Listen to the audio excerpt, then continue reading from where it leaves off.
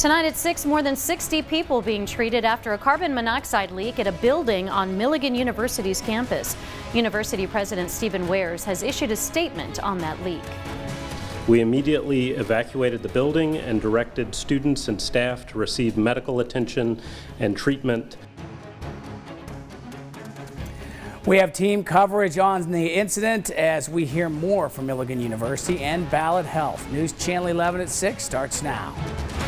Live coverage from the team you can trust. This is News Channel 11 at 6. A carbon monoxide leak at a building on Milligan University's campus has led to more than 60 people being treated. That's our top story tonight. Good evening. I'm Sarah Diamond. And I'm Casey Marler. The reported leak happened at the university's Steve Lacey Fieldhouse. That's according to the school and Ballad Health. The building was evacuated once the leak was discovered. News Channel 11's Brooke Kendall is at Milligan University's campus where this happened. Brooke, what information have you learned? I've been out at the Milligan University all evening, more so here at the Steve Lacey Fieldhouse, where crews discovered a carbon monoxide leak this morning. We heard from university officials less than an hour ago, and they say the leak started yesterday but have not since stopped.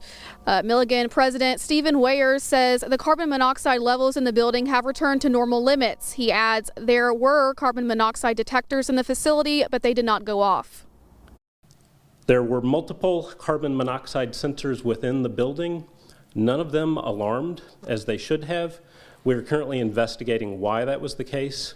After Atmos cleared the building, we immediately installed a number of new carbon monoxide detectors throughout the building, and our maintenance staff are testing all carbon monoxide sensors across campus.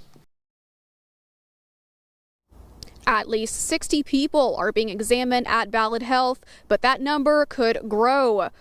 Wares urges anyone not just experiencing symptoms, but all who were exposed to seek a medical evaluation. Live in Carter County, Brooke Kendall, News Channel 11. Thank you, Brooke. Those that were potentially